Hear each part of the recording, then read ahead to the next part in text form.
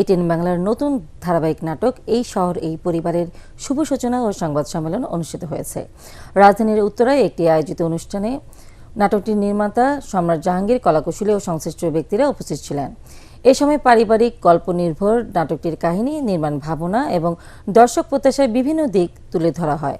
সম্রাট জাহাঙ্গীর জানান, ব্যস্ত নগর জীবনের সম্পর্কে টানাপোড়েন, ভালোবাসা, ত্যাগ, দায়িত্ববোধ ও পারিবারিক বন্ধনের গল্প নিয়ে নির্মিত হয়েছে এই শহর এই পরিবার। তিনি বলেন, পরিবারই মানুষের সবচেয়ে বড় শক্তির জায়গা, আর সেই মূল্যবোধই নাটকে প্রতিফলিত হবে। অনুষ্ঠানে শিল্পীরাও নাটকে কাজ করার অভিজ্ঞতা ভাগাভাগি করেন এবং দর্শকদের ভালো লাগবে বলে আশাবাদ ব্যক্ত করেন।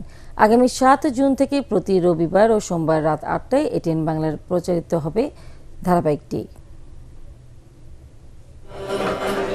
এই শহরে এই পরিবার আমাদের গল্প, আমাদের চারিপাশের পরিবারের গল্প, এবং এই যে পরিবারের দ্বন্দ্ব, সংঘাত, মানবিক মূল্যবোধ কিংবা মূল্যবোধের অভাব সব কিছু মিলায় একটা চমৎকার গল্প হবে। আমরা খুবই আশাবাদী যে এটা বহুদিন পরে একটা ভালো একটা আমাদের দীর্ঘ ধারাবাহিক হবে এবং আমরা এটা নিয়ে এগিয়ে যাব এবং দর্শককে আবার টেলিভিশনে কিছুটা নিয়ে আসতে পারব।